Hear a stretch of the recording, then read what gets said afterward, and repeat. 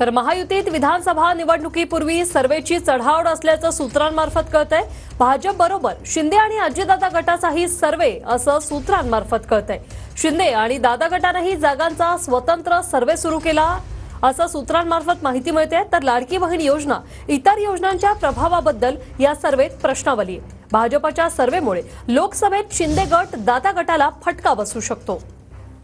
गजानन उवाटे आमचे प्रतिनिधी आपल्यासोबत जोडलेत। गजानन, काय सविस्तर माहिती? नक्कीच आगामी विधानसभा निवडणुकीसाठी उमेदवार निवडण्यासाठी महायुतीच्या तिन्ही पक्षाने सर्वे सुरू केलेले आहे आणि लोकसभा निवडणुकीत सर्वेचे सॅम्पल चुकले होते, त्यामुळे रिझल्ट चुकलेले होते। परंतु यावेळेस सॅम्पल जे आहे ते वाढवले जाणार आहे। म्हणजे जास्तीत जास्त लोकांचा सर्वे जो आहे तो भाजप, शिंदे गट आणि अजितदादा गटाकडून सुरू झालेला आहे आणि जिंकण्याच्या निकषावरच उमेदवारी जी आहे ती तिन्ही पक्षांकडून दिली जाणार आहे।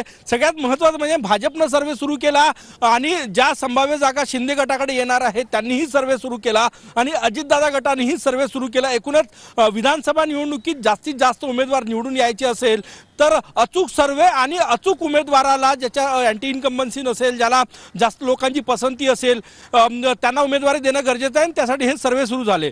याशिवाय सर्वेमध्ये लाडकी बहीण योजना असो, कृषी पंपाची वीज बिल माफी असो, इतर ज्या योजना आहेत सरकारच्या त्याचा प्रभाव किती आहे याबाबतही विचारणा केलेली आहे। एकूणच महाविकास आघाडीनेही सर्वे सुरू केले, त्यासोबत महायुतीनेही सर्वे सुरू केलेले आहे आणि तिन्ही पक्ष जो आहे तो या ठिकाणी सर्वे करतोय आणि सर्वेच्या आधारावरच उमेदवार जे आहेत ते या ठिकाणी निवडले जाणार आहे।